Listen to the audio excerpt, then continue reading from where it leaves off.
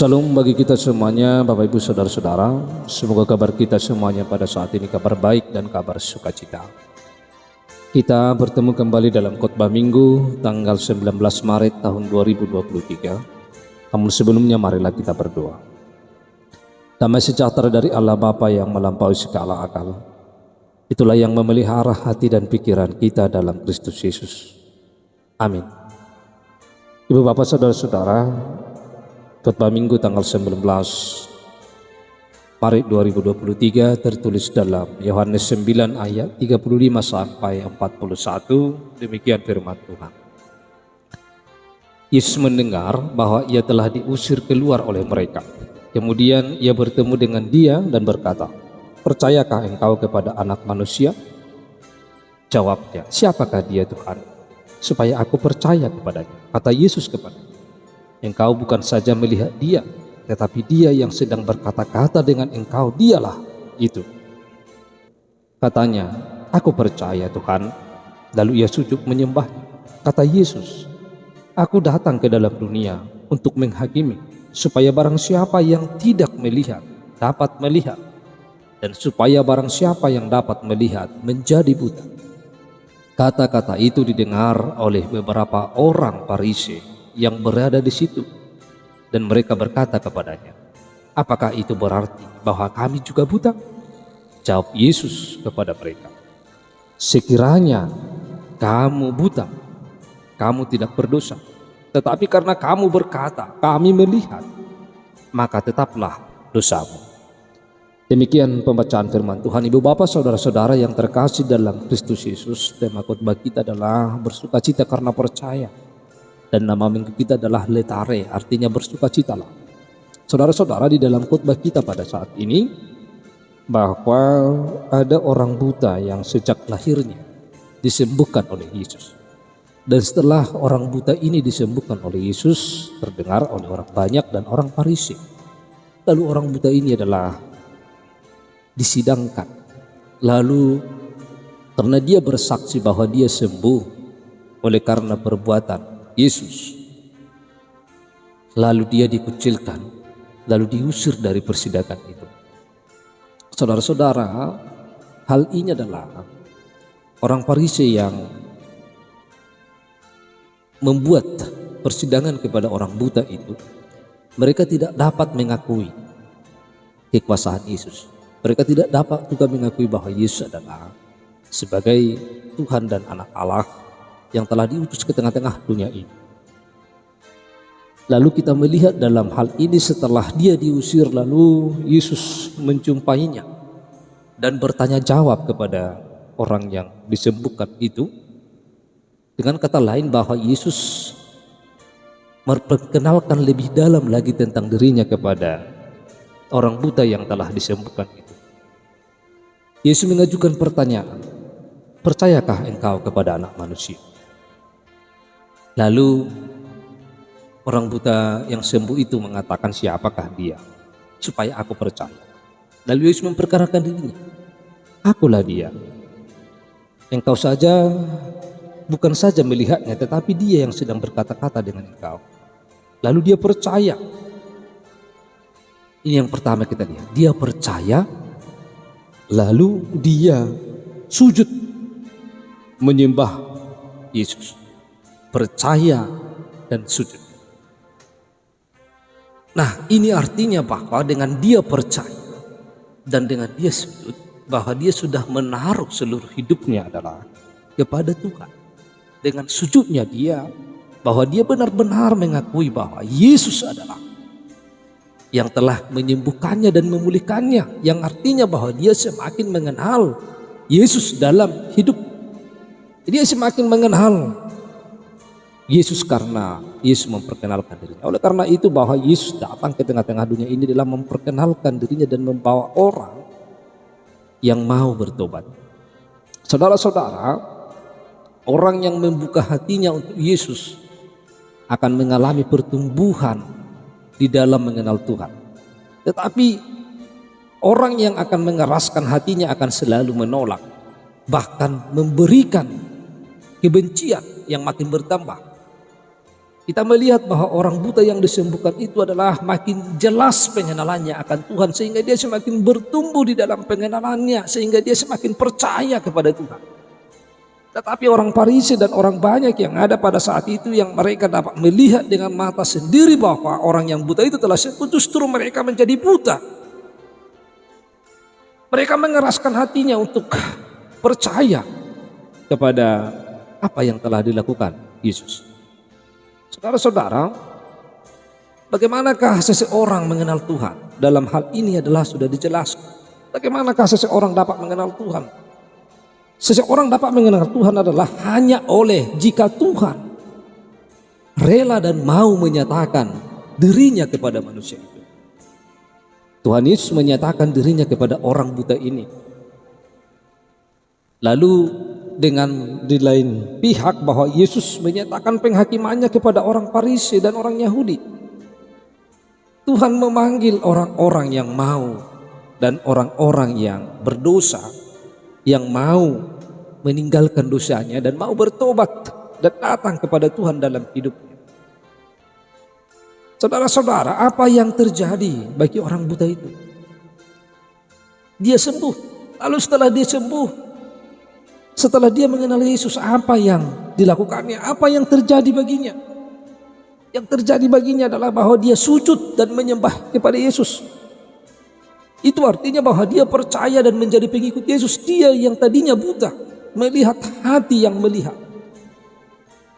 Dia yang tadinya buta, namun memiliki hati yang melihat. Tuhan bukan hanya menyembuhkan mata orang buta, tetapi Tuhan juga merestorasi hati, memperbaiki hati seseorang. Hati yang sekarang melihat dan percaya kepada Yesus adalah Sang Mesias. Sang Mesias yang datang untuk memanggil yang terhilang, memanggil yang hilang, memanggil domba yang hilang. Saudara-saudara, orang buta ini yang disembuhkan ini, dia berhasil melihat dan percaya kepada Yesus. Tetapi kita melihat juga dalam hal ini bahwa orang-orang Farisi gagal melihat hal ini. Gagal melihat kuasa Tuhan.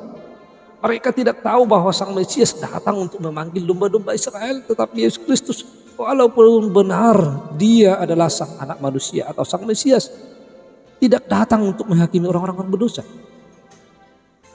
Di dalam kedatangannya yang pertama ini dia datang untuk memanggil mereka. Tetapi kedatangannya yang pertama ini juga akan menghakimi mereka yang merasa tidak berdosa. Inilah yang terjadi bagi orang Farisi.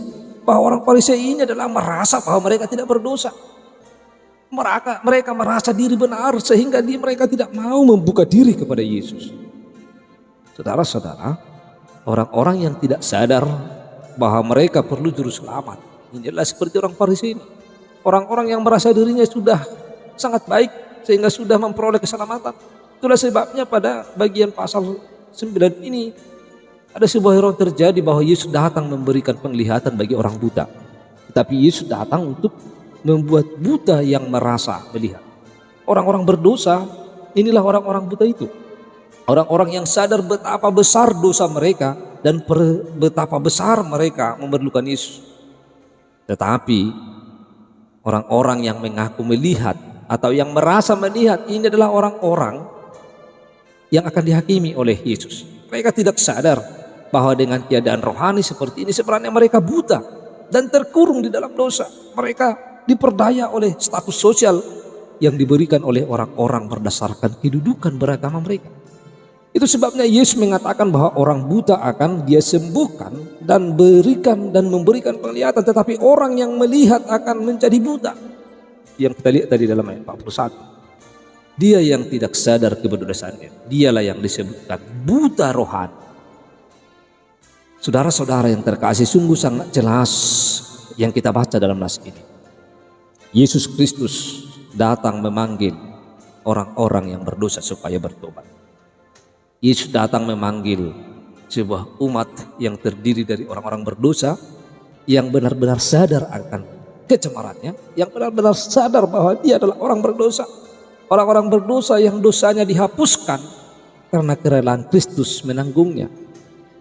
Adalah dalam kehidupan kita. Apakah kita termasuk dalam? Sadarkah kita kalau kita orang berdosa yang buta? buta karena gagal melihat kemuliaan Allah di dalam kekudusan, gagal melihat jalan dunia yang penuh dengan hawa nafsu dan kelicikan sebagai jalan yang cemaru untuk dilakukan, gagal melihat pentingnya hidup suci, gagal melakukan apapun yang Tuhan mau. Bahkan ketika kita berhasil hidup kudus di dalam pandangan orang pun, kita sadar akan kegagalan kita. Kegagalan ditambah kemunafikan. Kita terus-menerus cemar dan penuh dengan dosa. Kita adalah orang-orang yang buta yang hanya bisa mengemis, hanya bisa memohon belas kasihan karena sudah tidak lagi melihat jalan lain. Saudara-saudara, sebagai usaha telah dilakukan dan segala upaya telah dicoba, tetapi segala jalan itu hanya berujung pada keadaan kita yang lama. Tidak ada perubahan, tidak ada sama sekali. Betapa celakanya kita orang-orang berdosa yang buta ini. Tetapi Alkitab mengatakan bahwa Yesus datang agar orang buta dapat melihat. Orang yang berada di dalam pembuangan akan diselamatkan. Orang yang berada dalam cengkraman hawa nafsu dan setan sekarang tiba-tiba memiliki pengharapan. Benarkah ada pengharapan? Siapa sanggup membawa pengharapan itu? Alkitab mengatakan bahwa sang anak manusia yang sanggup, dia menaklukkan kerajaan setan dan kerajaan maut. Dia pasti akan menaklukkan kebutaan kita. Betapa besar anugerah Tuhan. Kita tidak datang mendapatkan dia. Kita hanya orang buta. Bagaimana mungkin kita dapat melihat dia? Melihat jalan menuju dia dan menjalaninya untuk berjumpa dia. Dialah yang datang kepada kita. Dia datang menawarkan kesembuhan, menyentuh mata kita dengan penuh cinta kasih dan menyembuhkan kita. Apakah kita mau percaya? Atau kita terus merasa percaya? Atau kita terus merasa benar? Dia datang kepada kita dan menjamah kita, membuka mata hati kita supaya dapat melihat dan mengenal Allah sehingga kita benar-benar percaya kepada Dia. Saudara-saudara, maka sukacita itu adalah ketika kita dapat membuka hati kita, tidak mengeraskan hati kita. Kita berhasil melihat kemuliaan Allah. Kita berhasil melihat apa yang Tuhan mau untuk kita lakukan dalam hidup kita sehari-hari. Saudara-saudara, mari kita mengingat satu hal. Yesus yang datang untuk menyembuhkan orang buta. Apakah kita melihat? Atau seperti orang Farisi, sekalipun mata kepalanya melihat, tetapi mereka tidak bisa melihat dari mata rohani. Apakah kita orang suci dan bukan pengemis buta yang perlu belas kasihan? Apakah kita orang benar karena berhasil menjalani kebenaran kita sendiri dengan baik? Apakah kita tidak ada cacat di dalam hidup rohani kita? Jika ya, maka Yesus datang untuk kita. Yesus tidak membiarkan kita. Kita memerlukan Yesus. Marilah kita menjalani hidup kita yang tanpa cacat itu tanpa Yesus. Jika seorang menjalani hidup tanpa hati yang hancur karena kesadaran akan dosa, maka tidak akan ada uluran tangan Sang Juru Selamat. Maka sukacita yang terbesar apabila kita membuka hati kita untuk Yesus dalam hidup.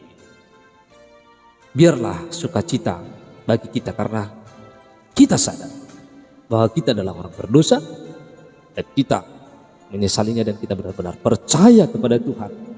Kita dapat melihat dan berhasil melihat kemuliaan Allah dan apa yang Tuhan mau. Kiranya Tuhan Yesus memberkati. Amin, kita berdoa. Tuhan Allah Bapa kami yang di surga, kami telah mendengar firman-Mu. Biarlah kuasa Roh Kudus-Mu yang memenuhi kami sehingga firman-Mu dapat kami lakukan, sehingga kami dapat berhasil melihat kemuliaan-Mu dan berhasil melihat apa yang Tuhan mau untuk kami lakukan dalam hidup kami. Dalam nama Yesus kami telah berdoa. Amin.